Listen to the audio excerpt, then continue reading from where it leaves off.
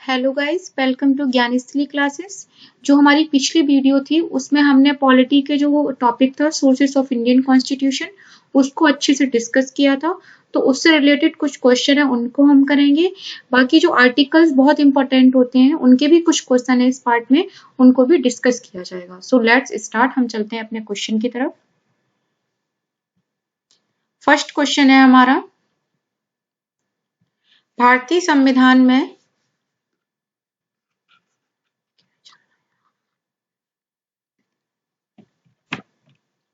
First question है हमारा, भारतीय संविधान में अन्य देशों के संविधानों से कुछ विशिष्टताओं को लिया गया है।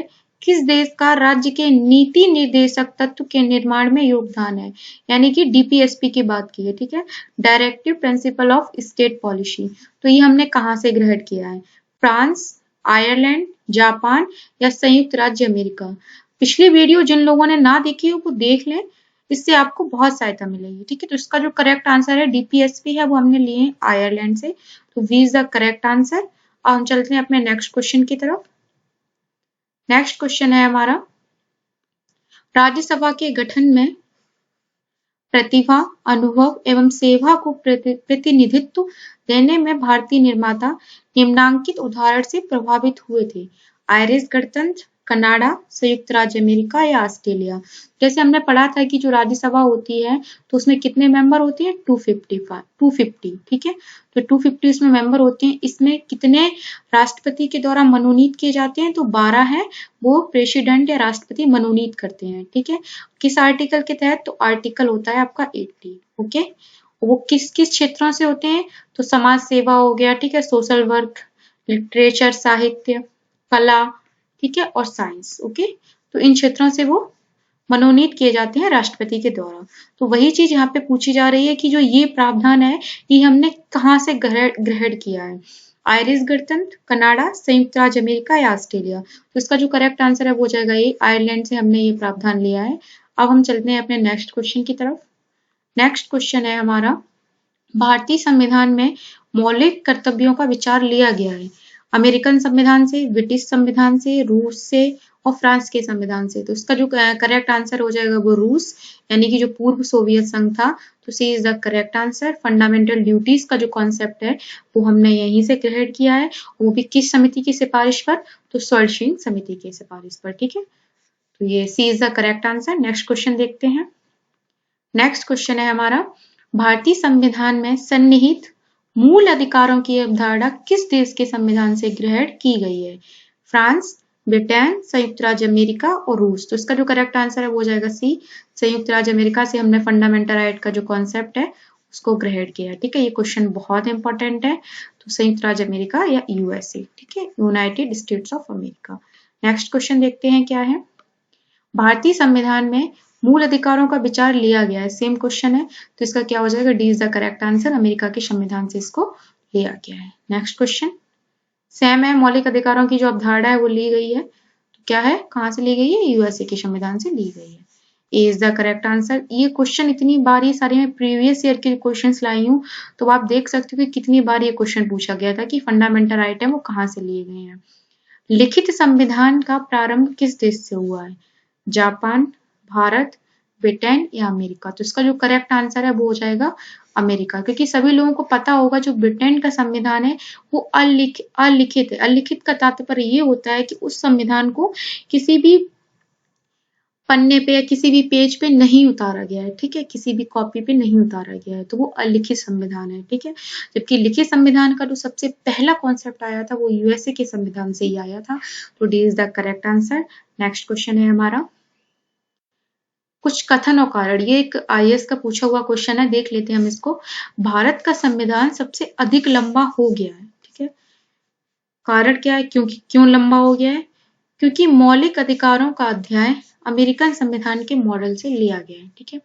तो एक चीज तो क्लियर हो जाती है जो हमने अभी तक पढ़ा है कि जो भारत का संविधान है वो सबसे अधिक लंबा है, क्योंकि विश्व का कोई भी संविधान इतना लंबा नहीं है। अब तो इसमें वर्तमान में 400 से भी एबव आर्टिकल्स हो गए हैं, ठीक है। जो पार्ट हैं वो 25 पार्ट हो गए हैं, ठीक है। अनुसूचियां हैं वो 12 हैं।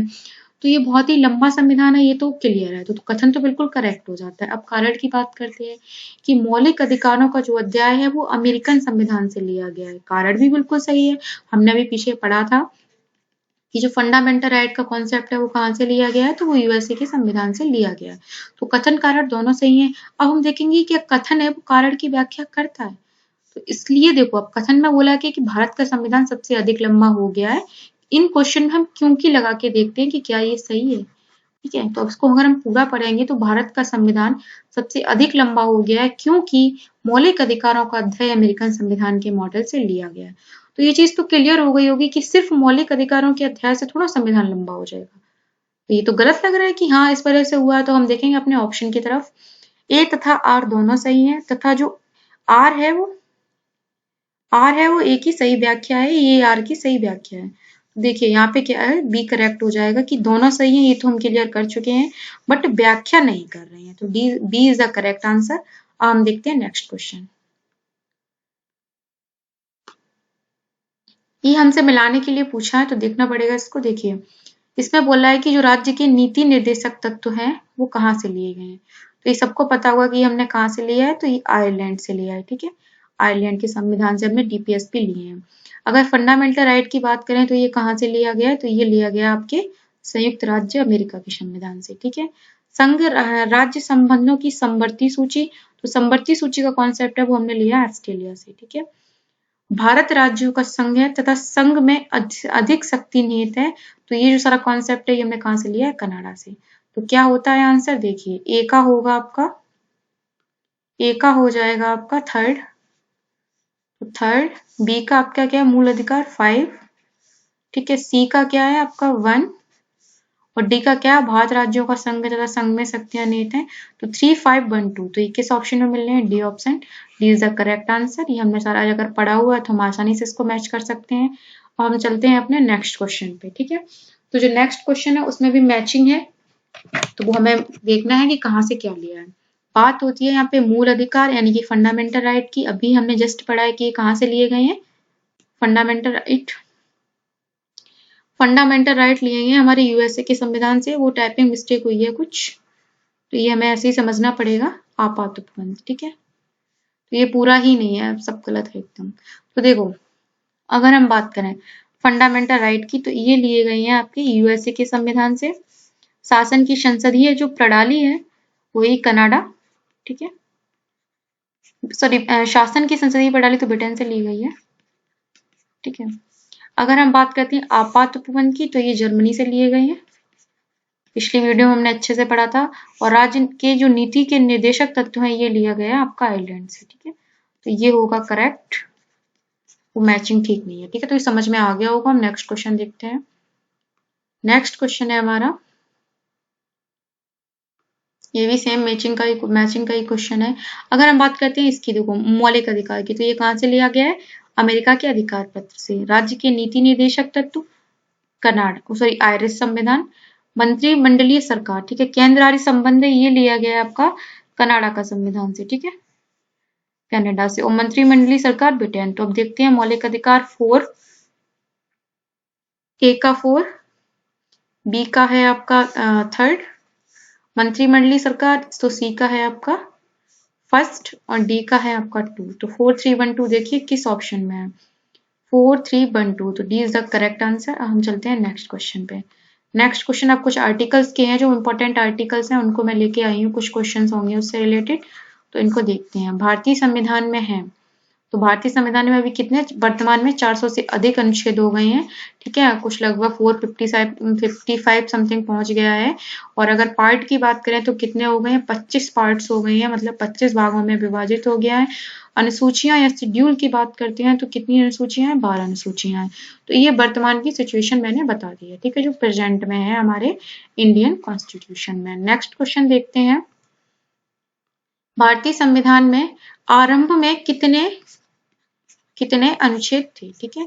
ये क्वेश्चन इंपॉर्टेंट है। जब हमारा संविधान लागू हुआ था, यानी कि कब की बात कर रहे हैं वो, जब भी हमारा संविधान बना था तब की बात कर रहे हैं वो। तो तब कम, उस टाइम कितने अनुच्छेद थे, तो उस टाइम 395 अनुच्छेद थे, ठीक है। और अनुसूचियां, शेड्यूल पूछता है कि जब कब बना था हमारा संविधान, 26 नवंबर 1949 को, ठीक है। तो उस टाइम पे 395 अनुच्छेद थे, 8 अनुसूचियां थी, ठीक है, 8 शेड्यूल थे। तो ये समझने वाली बात है। अब हम चलते हैं नेक्स्ट क्वेश्चन पे। वर्तमान में भारतीय संविधान में गणना की दृष्टि से कुल कितने अनुच्छेद और अनुसूचियां हैं, ठीक है। 390 अनुच्छेद और 5 अनुसूचियां, 395 अनुच्छेद और 12 अनुसूचियां, 395 अनुच्छेद और 10 अनुसूचियां और 444 अनुच्छेद और 12 अनुसूचियां। तो वर्तमान में कितने मैंने बताया था आपको, 455 समथिंग पहुंच गया है। तो D is the correct answer. Next question देखते हैं। मूल संविधान में यानी कि मूल भारतीय संविधान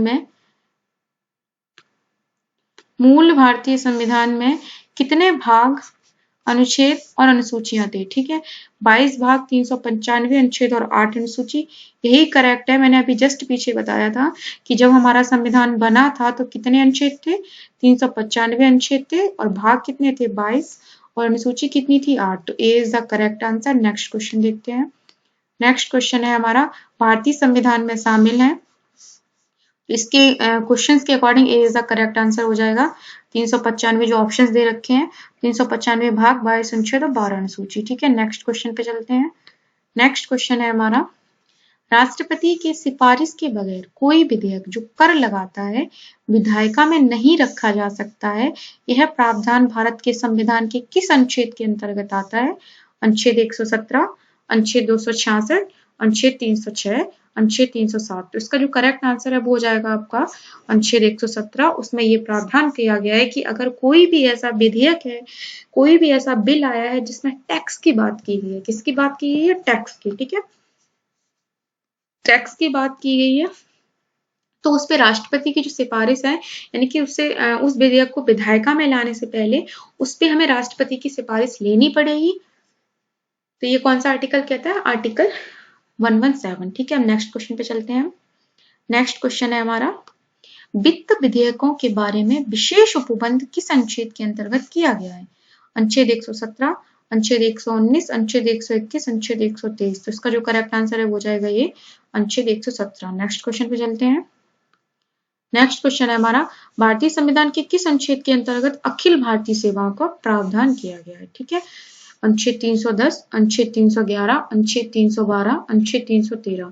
तो इसका जो करेक्ट आंसर हो जाएगा वो C is the correct answer. Article 312 में जितने भी ये यूपीएससी है ना, जितनी भी अखिल भारतीय सेवाएं हैं उनके गठन की बात की गई है। तो इसका क्या हो जाएगा, सी इज द करेक्ट आंसर। ये क्वेश्चन बहुत इंपॉर्टेंट है, हर एग्जाम में आपको देखने को मिलेगा, जितने भी वनडे एग्जाम होते हैं।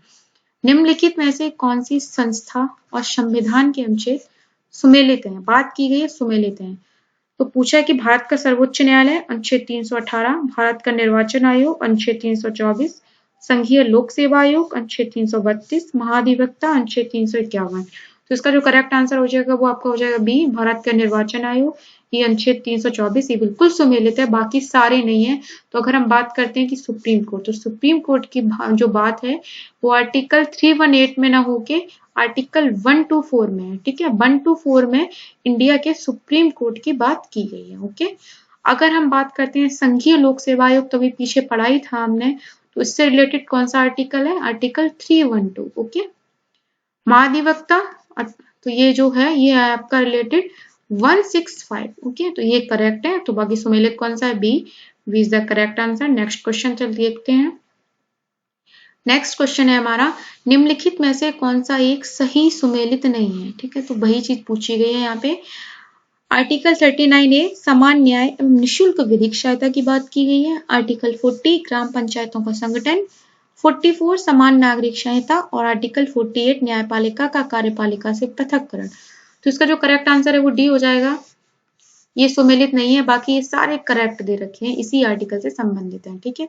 ये किस आर्टिकल में है, तो ये न्यायपालिका और कार्यपालिका पृथक होंगे, ये बात की गई है आर्टिकल 51 में, ठीक है।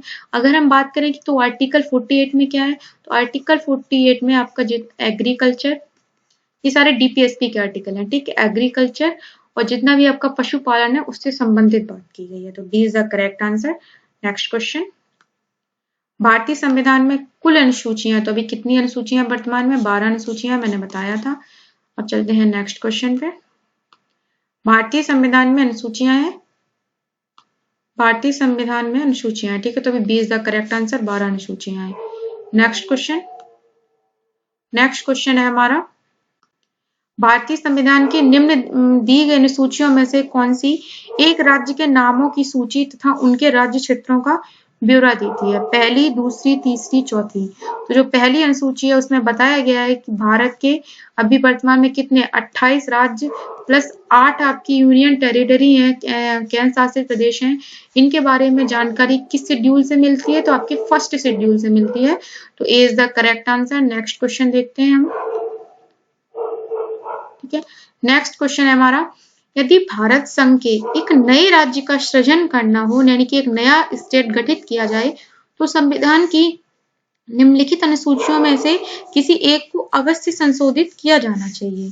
पहली, दूसरी, तीसरी या चौथी। तो इसका जो करेक्ट आंसर हो जाएगा वो पहली। जैसे भी मैंने पीछे बताया भी था कि जो फर्स्ट शेड्यूल है उसमें आपके जितने भी 28 स्टेट प्लस 8 यूनियन टेरिटरी हैं उनका वर्णन है इसमें। तो अगर आपको इसमें कोई नया राज्य जोड़ना है, जैसे कि माना कि आप एक राज्य और जोड़ना चाहते हो, तो आपको आपके टोटल राज्य कितने हो जाएंगे? 29। तो आपको किस अनुसूची में संशोधन करना पड़ेगा अमेंडमेंट? तो पहली अनुसूची में, ठीक है।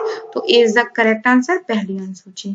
तो गाइस प्लीज वीडियो को लाइक, शेयर और सब्सक्राइब जरूर किया करो, एंड कमेंट भी किया करो, बहुत मेहनत करनी पड़ती है। Thank you very much. Like and share.